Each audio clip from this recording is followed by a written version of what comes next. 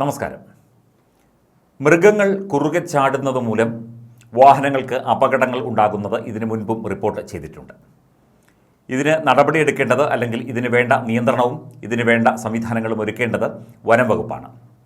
കാരണം ഇത്തരം അപകടങ്ങൾ ഉണ്ടാകുമ്പോൾ അത് മൃഗങ്ങൾക്കും അതുപോലെ തന്നെ മനുഷ്യ ജീവനുമൊക്കെ തന്നെ ഭീഷണിയാണ്.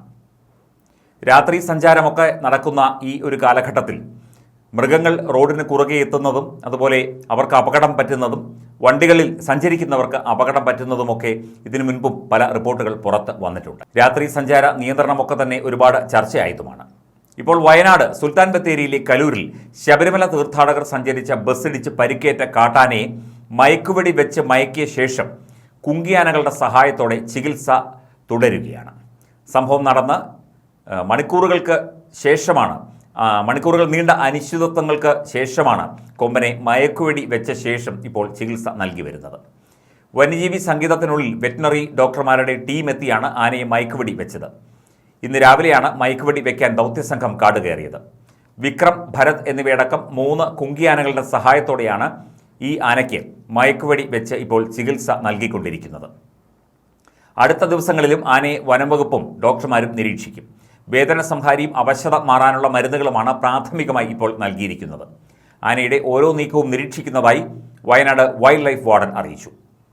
നേരത്തെ ചികിത്സ ഉൾപ്പെടെ നൽകാൻ ശ്രമിച്ചിരുന്നു എങ്കിലും കാട്ടാന ആളുകളെ അടുപ്പിച്ചിരുന്നില്ല. തുടർന്നാണ് ഇപ്പോൾ മയക്കുവെടി വെച്ച് ചികിത്സ കൊടുക്കാൻ തീരുമാനിച്ചത്. വലത് കാലിനും തോളിനും ഗുരുതരമായി പരിക്കേറ്റതിനാൽ ആനയ്ക്ക് നടക്കാനോ ഭക്ഷണം കഴിക്കാനോ കഴിയുന്നില്ല. ഇതോടെ ആന അവശനായിരുന്നു. ആരോഗ്യം മോശമായതിനാൽ മയക്കുവെടി വെക്കലും ശ്രമകരമായിരുന്നു. വെറ്റിനറി ഡോക്ടർമാരുടെ ടീമും എലിഫന്റ് സ്ക്വാഡും ആനയുടെ ഓരോ നീക്കവും നിരീക്ഷിച്ച ശേഷമാണ് ആനയെ മയക്കുവെടി വെച്ച് മയക്കിയത്. ആനയുടെ ചികിത്സ ഏതാണ്ട് പൂർത്തിയായെന്നും ആരോഗ്യം മെച്ചപ്പെടുന്നതായിട്ടാണ് വിലയിരുത്തലെന്നും നിരീക്ഷണം തുടരുമെന്നും അധികൃതർ അറിയിക്കുന്നു. ചികിത്സ പൂർത്തിയാക്കിയ ശേഷം വെറ്റിനറി ടീം കാടിറങ്ങി. ആനയെ നിരീക്ഷിക്കുന്നതിനായി കൂടുതൽ വനംവകുപ്പ് വാച്ചർമാരെ നിയോഗിച്ചിട്ടുണ്ട്. ആരോഗ്യം മെച്ചപ്പെടും എന്ന പ്രതീക്ഷയിലാണ് എല്ലാവരും. കഴിഞ്ഞ ദിവസമാണ് സുൽത്താൻ ബത്തേരി കലൂരിൽ ശബരിമല തീർത്ഥാടകർ സഞ്ചരിച്ച ബസ്സിടിച്ച് കാട്ടാനയ്ക്ക് ഗുരുതരമായി പരിക്കേറ്റത്.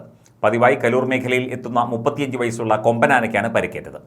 ആനയെ ഇടിച്ച കർണാടക സ്വദേശികൾ സഞ്ചരിച്ച ബസ് വനംവകുപ്പിന്റെ കസ്റ്റഡിയിലാണ്. ബസ്സിന്റെ മുൻഭാഗം പൂർണ്ണമായി തകർന്ന നിലയിലാണ്. ബസ്സിലുണ്ടായിരുന്ന അയ്യപ്പ ഭക്തരിൽ ചിലർക്കും പരിക്കേറ്റിരുന്നു. പരിക്കേറ്റ യാത്രക്കാർ പ്രാഥമിക ചികിത്സയ്ക്ക് ശേഷം നാട്ടിലേക്ക് മടങ്ങിയിരുന്നു. സംഭവത്തിൽ പോലീസ് കേസെടുത്തിട്ടുണ്ട്.